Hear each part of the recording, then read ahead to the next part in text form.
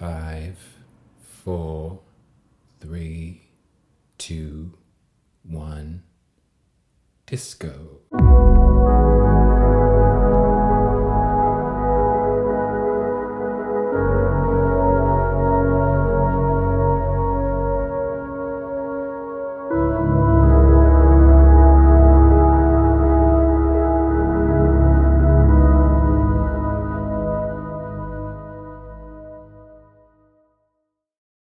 Hello Pisces, welcome to your horoscope for the last full moon of this trip around the zodiac.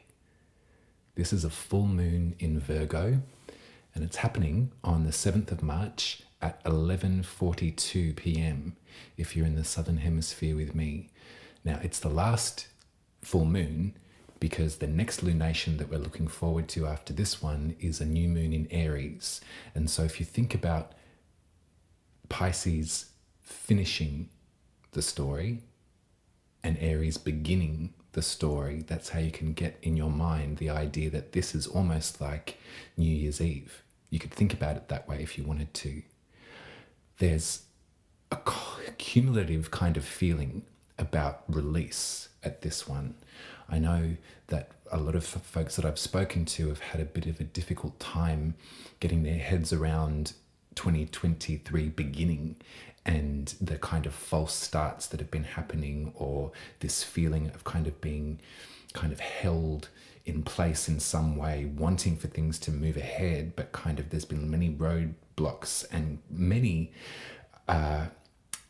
confrontations that maybe have arisen over the first few months of 2023. This moon coincides with a major shift in the astrology. So the planet Saturn, who has been in Aquarius since March of 2020, is going to be moving into Pisces as well, a few hours after this lunation.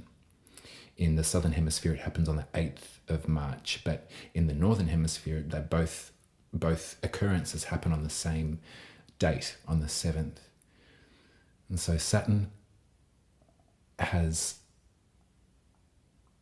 held us in place, hasn't it? If we think about the truest sentiment of Aquarius and what that sign represents to us, it is the people, it is the group, the human species. And so Saturn being the planet of restriction and of boundary and of rules, to be there since March of 2020, you can imagine all of the manifestations of that idea. The pandemic for me began, I had it in my diary, I think it was the 8th of March that it really sunk in for me that this was a complete change, something in our lives that would affect us and probably have us never quite the same as we were before. I remember initially thinking how scary it was, how frightened I was for the health of folks that I loved and the health of all of us. I didn't know what was going to happen. I don't think any of us really had any clue of just how pertinent this moment was for us. And as time went on over these last 3 years, really, if you think about it, from Saturn entering Aquarius to Saturn finally leaving and entering Pisces, we won't be the same. Our lives have changed, and it's how we work with those lessons, how we work with the new structure of life, how we interrelate to other people that will really make the difference from here on in. This full moon lights up your 7th house, Pisces. Virgo is directly opposite Pisces in the zodiac. And so if you're a Pisces rising, then Virgo will rule over your 7th house, which is where we come into relationship with other folks, how we learn to interrelate, intermingle, connect. It's lovely to have Virgo there because that is a good, stable sense of grounding for us Pisces souls that can tend to disappear into the ether.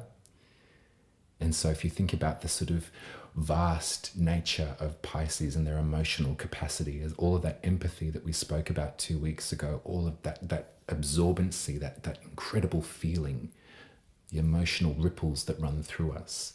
Virgo in our 7th house brings us back to earth. Now it's mutable earth. So remember, there's that image of clay. There's that image of malleability that we get with Virgo too. But that can help us come back to planet Earth when we start spinning out here or there or wherever with sheer worry or dissociation, because the reality that we're presented with might be really spooky, or it might be too emotionally racked with intensity for us to deal with.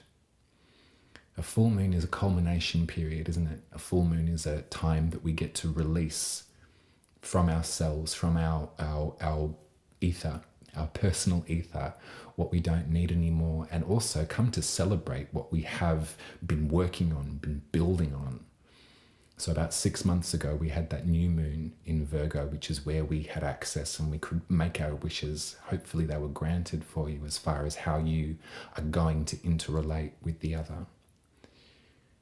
It feels really auspicious, this moon, Pisces. It feels like a moment of real challenge. It does feel like a test. I think when we think about Saturn and that restrictive quality, Saturn will be entering Pisces and won't leave for another 3 years. I think they leave in 2025 or 2026. And so it's going to be this period of time where those boundaries are present in our 1st house. And that's not to say that we're going to feel constricted. It's how we work with this astrology that really makes the difference. So if we can remember what we learned with Saturn in Aquarius and then relate that to our own ecosystem, to our own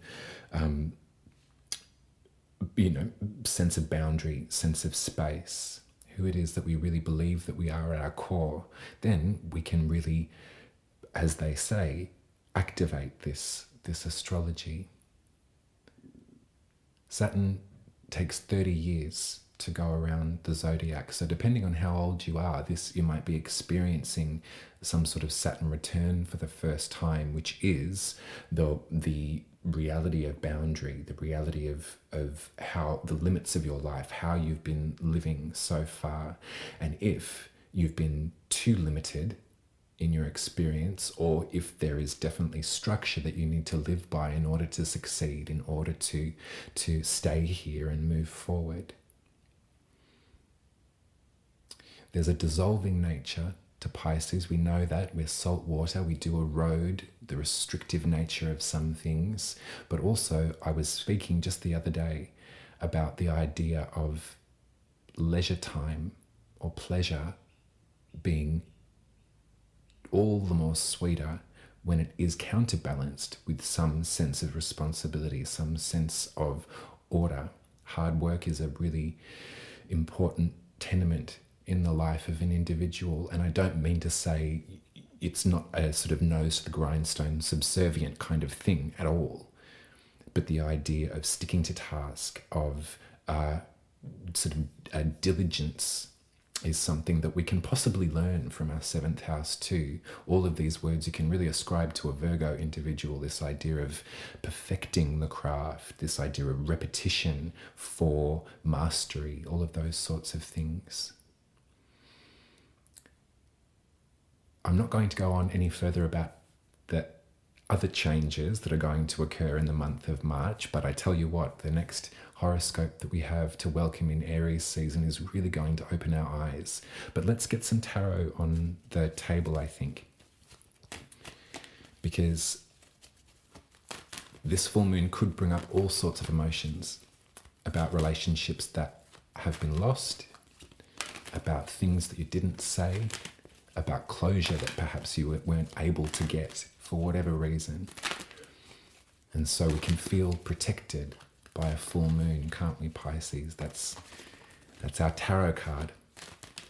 And so if there is swells of emotion that come up for you about different relationships that are no longer present in your life, then I want you to feel that this moon is protecting you, guarding you, keeping you safe, preparing you for the entry of Saturn and the boundaries and limitations and rules that we will incorporate into our individual experience. And I got the Magician and the Six of Swords. Isn't that wonderful? I see the Six of Swords as the sort of the procession of Saturn entering Pisces. We get this moon to cry our tears, to shed them, and then Saturn comes with a tissue, dabs our eyes, and says, you've got work to do, Pisces. In conjunction with this Magician, I can figure out what kind of work that might be. I think that I said to somebody else just recently too, we're coming to a period of time where we're going to be really needed, Pisces. I get a real sense that there's going to be lots of folks that need a helping hand through this next bracket of time.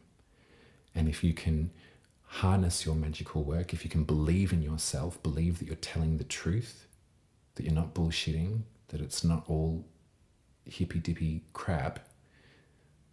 However, you can believe that by practice, by committing to the thing.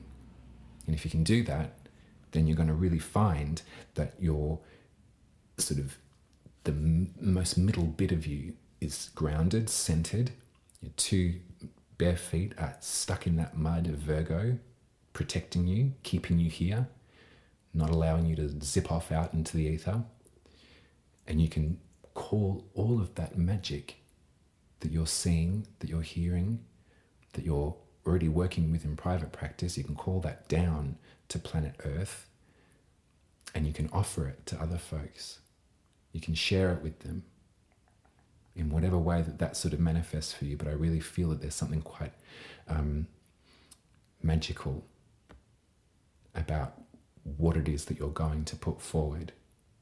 There's a great glut of potential and hope in Aries right now in your second house, if you're a Pisces rising. The second house is our value system and how we earn money, how we can take care of ourselves.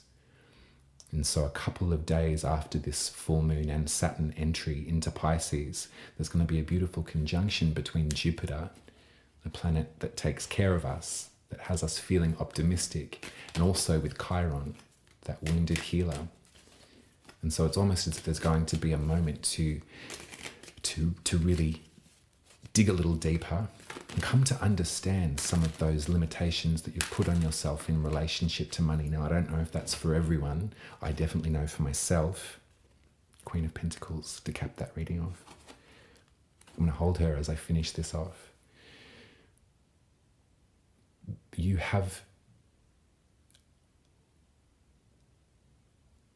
deserve to feel proud of how you take care of yourself, Pisces. The way that you earn money, it might be unconventional.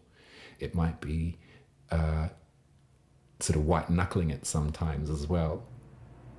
You know, when you work for yourself, there is no one rapping at your door, checking on you that you've completed that deadline. There's no one that is, there's no office that you need to answer to.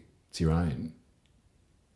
And you also don't have any healthcare. You also don't have any superannuation, all of that kind of stuff. So I feel that as we kiss this zodiac trip goodbye, Pisces, you know, is the cumulative house for that. The sun's still in Pisces, so we're going to, for the next couple of weeks, be wrapping things up.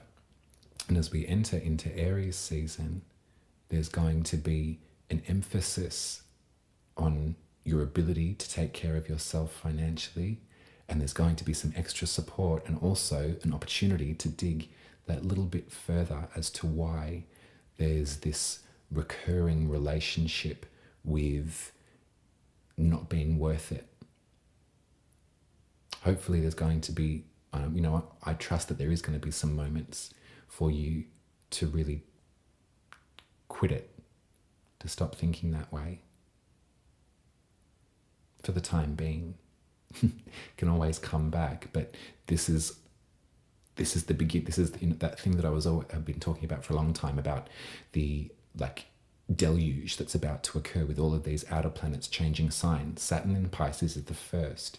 So maybe in there's something about regulation for you, about your practice, about the way that you wake up and you complete your own deadlines, you complete your own list of to-dos, you answer to yourself. And so if you're not answering to anyone and then feeling really guilty that you're lying on the couch, or you're feeling really guilty that, you ate baked beans again for dinner, or whatever it might be, Saturn in Pisces is coming to be like, right, buck up. You don't think you've got anyone to answer to. You actually have Saturn to answer to now. How is that structured? How does your working week look? And how are you going to